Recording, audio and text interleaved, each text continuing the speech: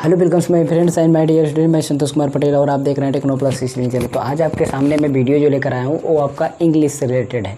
English कैसे सीखें, मतलब इंग्लिश में हम कैसे ट्रांसलेशन करें या इंग्लिश को कैसे समझें कि टेंस में क्या आखिर सिस्टम क्या होता है, आखिर टेंस में क्या चीज़ें होती हैं जो कि आपका ये डिफरेंट टाइप का होता है। मतलब आपका पता चलता होगा कि आपको 3 टाइप के मेन होते हैं, उसके बाद आपका 12 टाइप का होता है। मतलब ये सारे सिस्टम जो होते हैं आखिर ये क्यों अब हम याद करते हैं या इसको हम सीखते हैं, ये सारे प्रोसेस। वैसे टेंस की अगर आप क्लास चाहते हैं तो हमारे चैनल पर पढ़ रही है एक क्लास है free batch, tense free batch, description में लिंक है, उसको चेक कर लेना। या स्पोकन इंग्लिश की क्लास ज्वाइन करेंगे तो उसमें आपको टोटल ग्रामर मिलेगा। और इंग्लिश फॉर ऑल अगर चेक कर लेते हैं तो ग्रामर आपका इंड हो जाएगा, उसमें सभी चीज़ें direct indirect active passive usages is am are दे या जो भी चीज़ें यूजेज हैं, जितने भी हैं यूजेज है, इट का यूज, कैन का, कुड का, मॉडल एक्टिविटी जितनी भी हैं सभी चीज़ों का प्रयोग उसमें हम बताएं। इंग्लिश फॉर ऑल की playlist, spoken English free batch और टेंस फ्री बैच, इन सबको चेक कर लेना। यहाँ पर हम बताएंगे आज एकदम पूरा संक्षेप में बताएंगे, ठीक है। देखिए यहाँ पर क्या बताने वाले हैं। टेंस तो आपको क्या होता है कि आपका टेंस मुख्यतः 3 प्रकार के होते हैं। कौन कौन से? Present tense, past tense, future tense.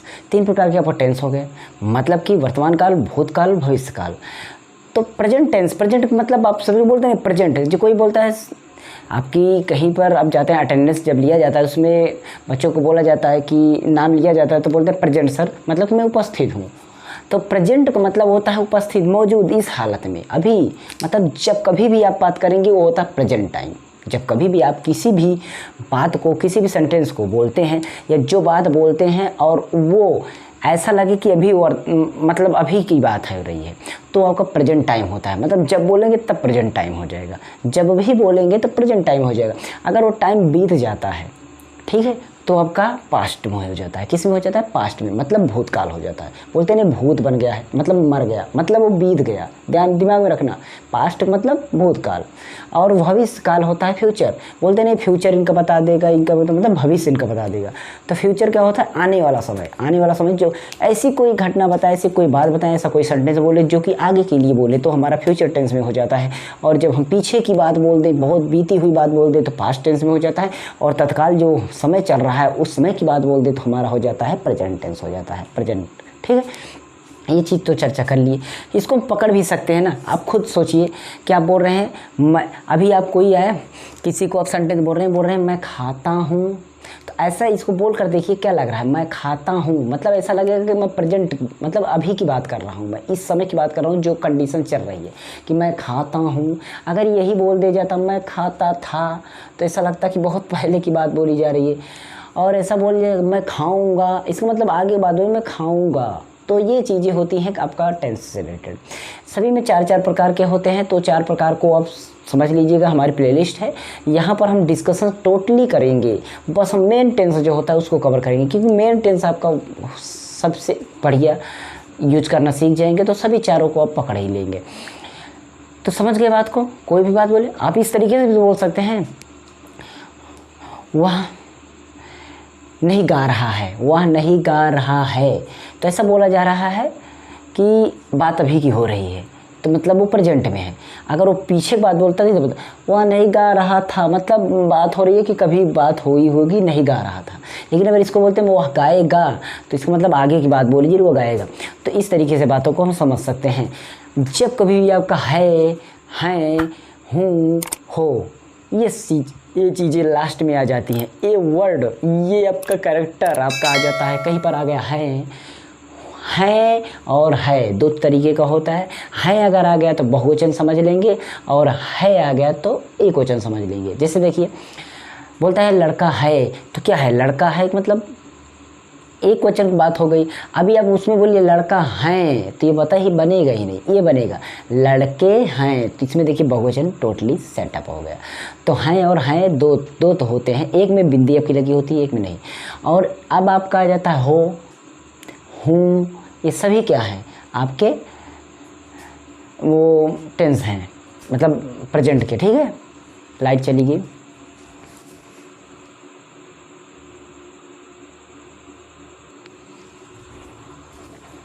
तो बात को समझ गए होंगे, एकदम 100% समझ गए होंगे। बात को हमेशा आप ये गौर करिएगा, अगर हैं, हूँ, हो, इस तरीके से हा वाली चीज़ें लास्ट में आती हैं तो इसका मतलब वो प्रेजेंट टेंस है। किस में है? प्रेजेंट टेंस में है। प्रेजेंट टेंस के जो चार टाइप है सभी में है आएगा, वो आपको पता चल जाएगा। जब कभी भी है वो आ जाए तो समझ लिए प्रेजेंट का बवाल है।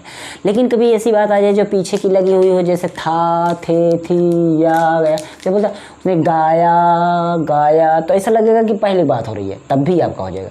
गाया था, तब भी आपका वही होगा। लेकिन गाया है बोला जा रहा था, इसका मतलब अभी की बात बोली जा रही है। तो ये सारी चीज़ों को समझिएगा। और बोला जाएगा गागेगी पे ख़त्म हो रहा है तो फ्यूचर टेंस में। चलो डिस्कशन यहाँ कर देते हैं, मैं साफ साफ बातें कर दूँ। देखिए प्रेजेंट टेंस में इतनी सहायक क्रियाएँ होती है। सहायक क्रिया आखिर क्या होती है? सहायक क्रिया क्या होती है? जो मुख्य क्रिया होती है ना, उसको सहारा देखिए। आखिर ये घटना, ये क्रिया कैसे हो रही है, क्रिया जो हो रही है वो किस काल में हो रही है, इसी को सहायता दे देती है। तो ये सहायक क्रिया जो है तो बन जाता है। जैसे देखिए आपका बोला जाए करना, काम करना, मतलब रोना बोल दिया जाएगा, रोना। तो आप बताइए रोना है क्रिया, लेकिन उसको बोला जाए रोता, क्या बोला जाए? रोता है बोला जाएगा तो प्रेजेंट हो जाएगा, रोता था बोला जाएगा तो पास्ट हो जाएगा, रोता का रोएगा बोलेगा तो ये बोलेगा। मतलब क्रिया के साथ जब जुड़ जाएगी तो हमारा वो सहायक क्रिया है। और यही सहायक क्रिया आपको बता देगा। वाज माने था होता है, वर माने थे होते हैं, हेड माने इस तरीके से होते हैं ना, पता चल जाएगा। हेड, हैव, हैज तो आपका पास के लिए भी यूज होता है, लेकिन वो तो बात अलग है। यहाँ पर देखते हैं do, does, is, am, are. देखिए डू डज कब लगता है? डू डज आपका लगता है जब कभी आपका प्रेजेंट टेंस में हो, मतलब वर्तमान काल में वो हो, और आपका कोई निगेटिव हो, इंट्रोगेटिव हो, कोई आपका बवाली सेंटेंस आ जाए तो डू डज का यूज कर लेंगे। कैसे यूज होता है वो टेंस में पढ़ते हैं, वो समझ लीजिएगा टेंस को पढ़कर, फिर भी हमें यूज करते हैं। जैसे देखिए अगर आपको बोल दिया जाता है वहाँ जाता है, ठीक है, ये बोल दिया गया, तो ट्रांसलेशन यही करेंगे कि वहाँ का अंग्रेजी ही लिखेंगे, जाता का अंग्रेजी गो लिखेंगे, लेकिन है तो आपका यस लग जाएगा, गोज लग जाएगा। यस या यस लगता है, ए आपका वॉवेल और कॉन्सोनेंट के हिसाब से लगता है। आपका वॉवेल पर इंड होता है यहाँ पर तो आपका यस लग जाता है, और कॉन्सोनेंट्स पर इंड होता है तो आपका एस लग जाता है। साथ ही साथ आपका इस तरीके से एक्स होता है तो भी आपका यस लग जाता है। तो कुछ कॉन्सोनेंट्स एक दो हैं जो कि आपका एस लगाता नहीं है, यस लगाता है। बाकी आपका व्यंजन पर ख़त्म होता है तो यस, और वॉवेल पर ख़त्म होता है तो आपका यस। ये ध्यान रखेंगे ऐसे यस की कहानी। तो ये हो गया कि जाता है। लेकिन यहाँ पर अगर हो जाता है इस तरीके से कि वह जाता था, इस तरीके से बात हो गई, तो क्या करना है? इसमें भी वही ही, अब उसके बाद जाता का आपका पता है कि जाता की होगा क्या, गो होता है, तो इसमें होता है आपका सेकंड फॉर्म यूज होता है। कौन सा? सेकंड फॉर्म यूज होता है, तो ये आपका वेंट हो जाएगा। कंडीशन थोड़ी सी चेंज है, था लग गया तो आपकी पूरी मीनिंग चेंज हो गई। मीनिंग पास्ट टेंस में आपका ध्यान देना है, सेकंड फॉर्म यूज होता है या थर्ड फॉर्म यूज होता है हमेशा के लिए।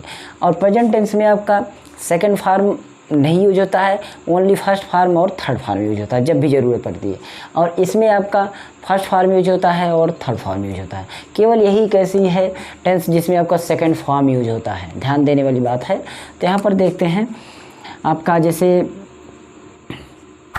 तुम नहीं रोते, तुम नहीं रो रहे हो, तुम नहीं रो रहे हो, ये बोल दिया गया। तो आप खुद सोचिए कि तुम नहीं रो रहे हो को क्या हम समझेंगे, कैसे करेंगे। तो यहाँ पर देखेंगे तुम की अंग्रेजी यू, उसके बाद हो की अंग्रेजी हम आर लगा देंगे, यू आर। उसके बाद रोना की, तो रोना की हो जाएगा वीप, और रहें रही आए तो ING जोड़ दीजिए। तो इस तरीके से यू आर वीपिंग। पर देखिए क्या दिक्कत हो रही है। अब बोला जाए यू आर वीपिंग मतलब रो रहे हो, लेकिन यहाँ नहीं है तो नाट यहाँ पर लग जाएगा। यहाँ पर क्या लग जाएगा? नाट, ठीक है। ये ध्यान देने वाली बात है आपको।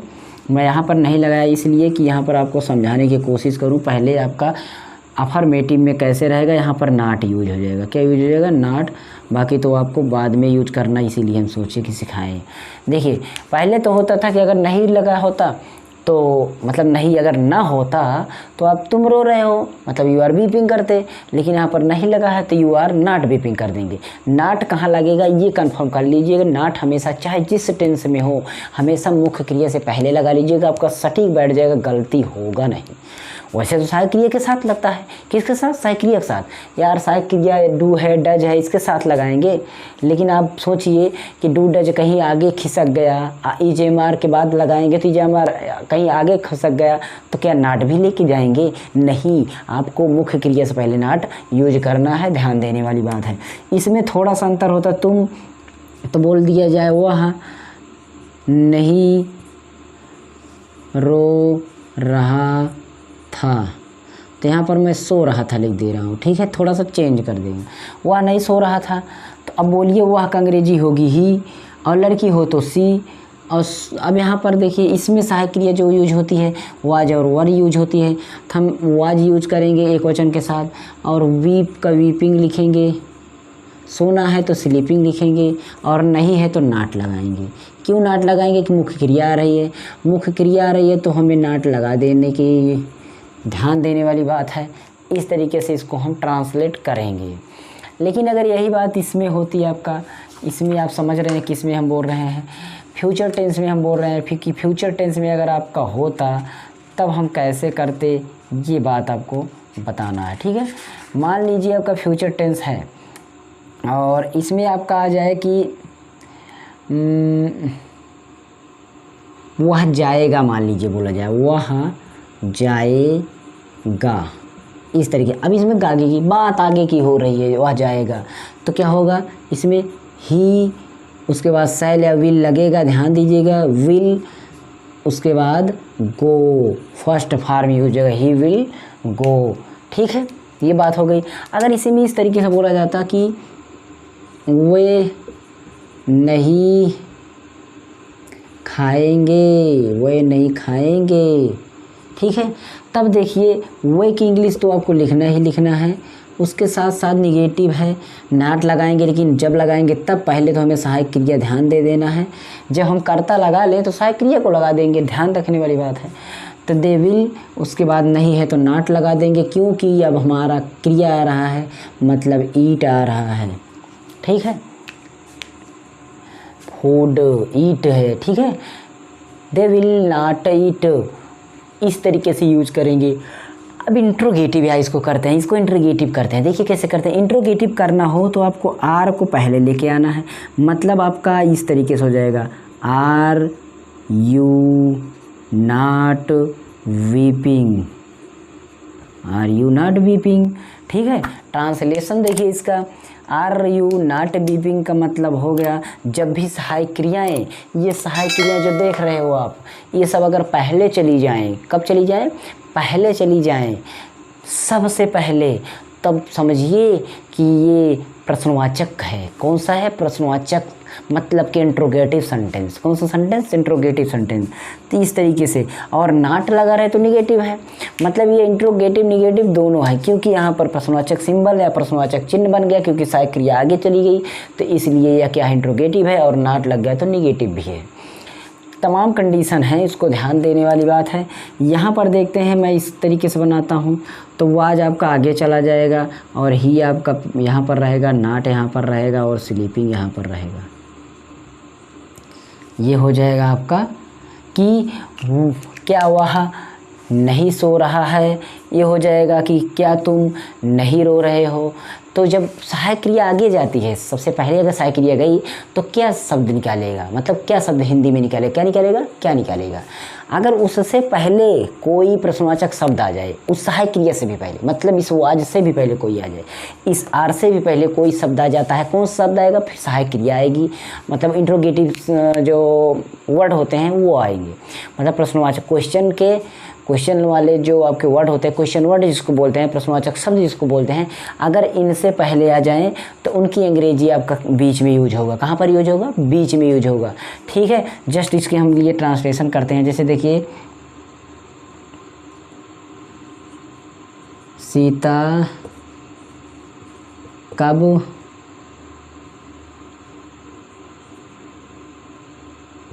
बोले गी, सीता कब बोलेगी।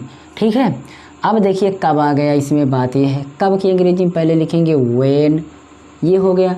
अब हमें बोला गया है जब प्रश्नवाचक आ जाए तो सहायक क्रिया तो आगे जाना ही है, सबसे आगे जाना है। लेकिन अगर प्रश्नवाचक शब्द ना आए तब, प्रश्नवाचक शब्द ना हो तो सहायक क्रिया को सबसे पहले रख दीजिए। प्रश्नवाचक शब्द आ गया बेचारा, इससे बाद रखिए सहायक क्रिया को, कोई प्रॉब्लम नहीं।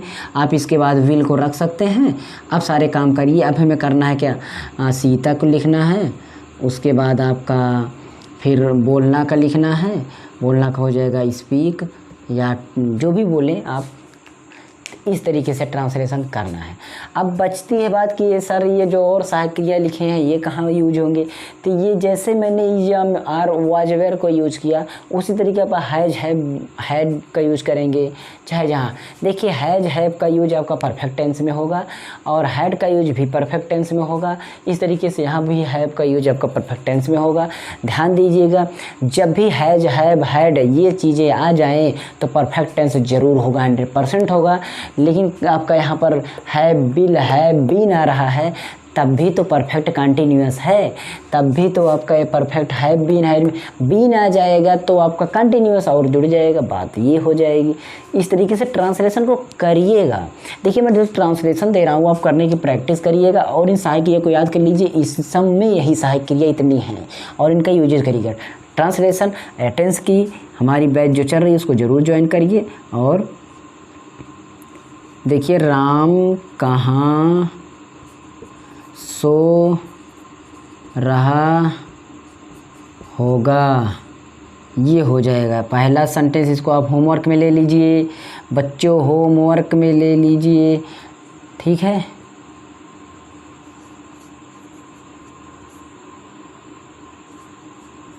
तुम कब जाते हो, ये ले लीजिए 2, ठीक है। 2 मैंने दे दिया, प्रश्नवाचक चिन्ह है यहाँ पर। तो इसको आप ट्रांसलेशन करने की पूर्ण प्रैक्टिस करिएगा।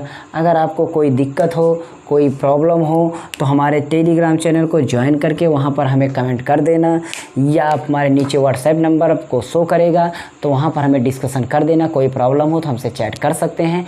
पिछली भी जितनी भी वीडियो हमारे चैनल पर, ये 1000 वीडियो हैं तो 3 बैच मैंने बताया इंग्लिश की। अगर पढ़ना चाहते हैं तो 100% आपको अच्छी इंग्लिश आ जाएगी अगर आप नहीं आती है तो। और ट्रांसलेशन मैं लाइव यहाँ पर कराता हूँ पैराग्राफ का और टेंस का, इस तरीके से सारी चीज़ें प्रोसेस चलती हैं। और अगर आप विज्ञान के सवालों को लगाना चाहते हैं तो हमारे चैनल से 100% जुड़ जाइए। गणित को एकदम बच्चों जैसा सीखना चाहते हैं, छोटी छोटी चीज़ों को, तब भी आप हमारे चैनल से जुड़ जाइए, ठीक है। मेरे सेकंड चैनल को प्लीज़ सब्सक्राइब करिए। जो भी चैनल को सब्सक्राइब किए, अगर मेरे सेकंड चैनल को नहीं सब्सक्राइब करता है तो मैं समझूंगा कि वो मेरी वीडियो को लाइक नहीं करता है। वो मेरे सेकंड चैनल को सब्सक्राइब करें। सेकंड चैनल का नाम है मास्टर जी मोबाइल टेक, जो कि नीचे डिस्क्रिप्शन में लिंक है, जाके चैनल को सब्सक्राइब करिए। वहाँ पर हम मोबाइल कंप्यूटर टेक्नोलॉजी से रिलेटेड वीडियो देंगे, एकदम उसका ट्यूटोरियल बनाते हैं मोबाइल का, जो कि आपको बहुत ही इफेक्टिव होगा। किसी भी फंक्शन की किसी भी प्रॉब्लम अगर मोबाइल की फंस जाती है तो हमसे आप कांटेक्ट जरूर करिएगा। मैं आपके उसके लिए वीडियो क्रिएट करूँगा और साथ ही साथ आपकी प्रॉब्लम दूर करूँगा। ओके, चलते हैं, मिलते हैं नेक्स्ट वीडियो में। तब तक के लिए good bye, take care, see you, thanks for watching.